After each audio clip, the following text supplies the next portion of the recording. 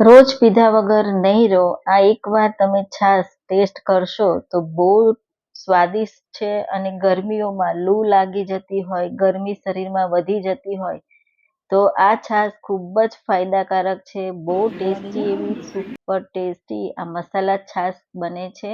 તો હું આજે તમારી સાથે વિડીયો શેર કરું છું. તો ચાલો બનાવીએ. તો એના માટે મેં અહીંયા 1 કપ જેટલું પંજાબી દહીં લીધું છે. તો તમે ઘરે જમાવેલું દહીં પણ લઈ શકો છો અને એકદમ પંજાબી મોળું દહીં લેવાનું, ખટાશવાળું દહીં બિલકુલ નહીં લેવાનું.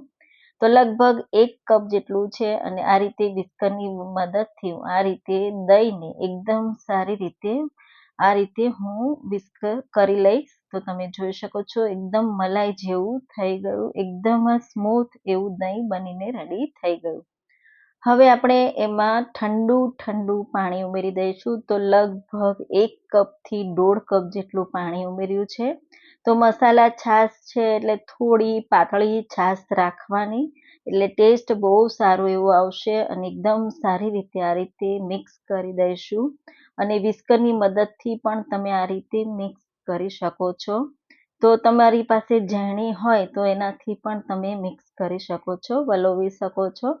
તો એકદમ સારી એવી છાશ બનીને રેડી થઈ ગઈ છે. તમે જોઈ શકો છો ઠંડી છાશ બનીને તૈયાર થઈ ગઈ. થોડું પાણી ઉમેરી દઈશું, થોડી જાડી લાગે છે એટલે, અને એકદમ સારી રીતે બધું મિક્સ કરી દઈશું.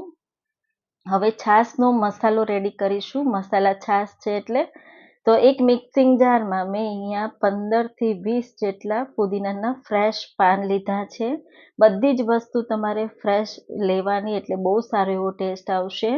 અડધો કપ જેટલા લીલા ધાણા, સાથે 1 નાની ચમચી શેકેલા જીરાનો પાવડર, 1 નાની ચમચી ચાટ મસાલો, 1/4 ટીસ્પૂન એટલે કે 1 નાની ચમચી જેટલું આપણે મરીનો પાવડર, અને 1 નાની ચમચી સંચળ પાવડર ઉમેરી દઈશું, અને આઈસ ક્યુબ ઉમેરી દઈશું, અને ઠંડુ ચિલ્ડ પાણી ઉમેરીશું અડધો કપ જેટલું. અને સાથે મસાલા છાશ થોડી તીખી હોય એટલે 1 લીલું મરચું કટ કરીને ઉમેરી દઈશું. અને એકદમ સારી એવી આપણે પેસ્ટ રેડી કરવાની છે. તો આ રીતે પેસ્ટ રેડી કરી લીધી, તમે જોઈ શકો છો. અને ઠંડી છાશમાં આપણે ઉમેરી દઈશું અને એકદમ સારી રીતે આપણે મિક્સ કરીશું. એકદમ પ્રોપર છાશમાં મિક્સ થાય એ રીતે આપણે મિક્સ કરવાનું છે. તો બહુ ટેસ્ટી અને સ્વાદિષ્ટ આ છાશ બને છે. અને છાશને આપણે સુપર ટેસ્ટી અને વધારે સ્વાદિષ્ટ બનાવવા માટે આપણે અહીંયા એક વઘાર કરવાનો છે. તો આ રીતે મેં છાશ રેડી કરી લીધી. તો મેં અહીંયા એક નાનું કોળિયું લીધું છે, દીવો આવે એ નવો લીધો છે, સારી રીતે ધોઈ લીધો, અને ગેસ પર આ રીતે આપણે સાઈડ ચેન્જ કરી ગરમ કરી લઈશું. તો તમે જોઈ શકો છો. હવે એમાં આપણે 3થી 4 ટીપા જેટલું સરસવનું તેલ લીધું છે. તમારા ઘરમાં જે ખવાતું હોય તમે લઈ શકો છો. અને એકદમ સારી રીતે બધું ગરમ કરી લઈશું. અને 1/4 ટીસ્પૂન જેટલી હિંગ ઉમેરી દઈશું. બહુ સારો એવો ટેસ્ટ આવે છે. અને ગરમ છાશમાં ઉમેરી મિક્સ કરી દઈશું અને ઢાંકી દઈશું અડધો મિનિટ માટે.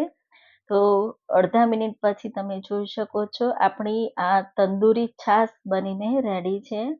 તો તંદૂરી મસાલા છાશ પણ તમે કહી શકો છો અને મસાલા છાશ પણ કહી શકો છો. એટલી સુપર ટેસ્ટી આ છાશ બને છે. તમે રોજ આ છાશ માંગશો એટલી ટેસ્ટી બને છે. અને બહુ શરીરને ઠંડક આપશે. અને ગરમીમાં ખાવાની ઈચ્છા થતી નથી હોતી, તો આ રીતે મસાલા છાશ બનાવી તમે ઠંડી છાશને પી શકો છો. તો જરૂરથી ટ્રાય કરજો. આ રેસીપી બહુ સુપર રેસીપી છે. મારી ગેરંટી છે તમે એકવાર આ છાશ બનાવશો તો રોજે જ તમે આ છાશ બનાવીને પીશો. આપણે ઠંડી છાશને સર્વ કરીએ, ઉપરથી આઈસ ક્યુબ અને પુદીનાનું પાન સર્વ કરી અને આપણે ઠંડી છાશને પી શકો છો.